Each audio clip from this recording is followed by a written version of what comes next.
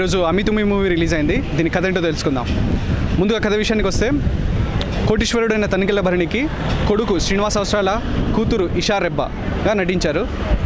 అయితే శ్రీనివాస అవసరాల మాయాని ప్రేమిస్తాడు, అంటే అతిథి. అండ్ ఇషా అడవిశేషను ప్రేమిస్తుంది. కానీ వీళ్ళ ప్రేమను తనికెళ్ళ భరణి ఒప్పుకోపోవడమే కాకుండా శ్రీ చిలిపి అంటే వెన్నెల కిషోర్కి ఇచ్చి పెళ్లి చేద్దామని నిర్ణయిస్తాడు.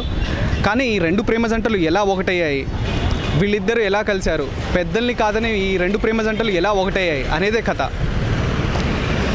And coming to movie plus points, Vennela Kishore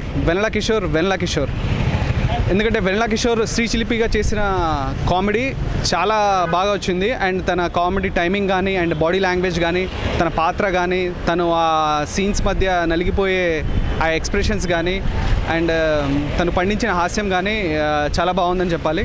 ఇక వెన్నెల కిషోర్తో పని మనిషిగా చేసిన కుమారి క్యారెక్టర్ అంటే శ్యామలాదేవి గారు వాళ్ళిద్దరు చేసిన హాస్యం చాలా బాగుంది. అండ్ ఆర్టిస్టుల విషయానికి వస్తే శ్రీనివాస్ అవసరాల అండ్ అడవిశేష్ అండ్ కొత్తగా అమ్మాయి అదితి అండ్ ఈషా చాలా బాగా చేశారు. అండ్ మెయిన్ షో స్టీలర్ అంటే వెన్నెల కిషోర్ అని చెప్పాలి.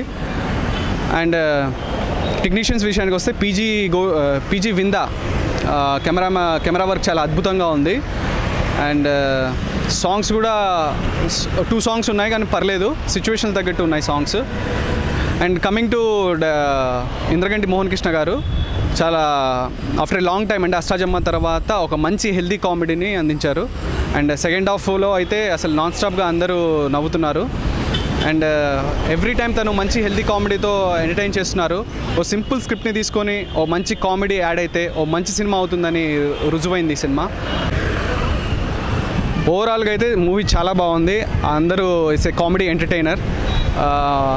చూసిన వాళ్ళందరూ చాలా హ్యాపీగా ఫీల్ అవుతున్నారు. అండ్ అష్టాచమ్మా తర్వాత ఒక మంచి హెల్దీ కామెడీ ఎంటర్టైనర్ చూసామంటున్నారు.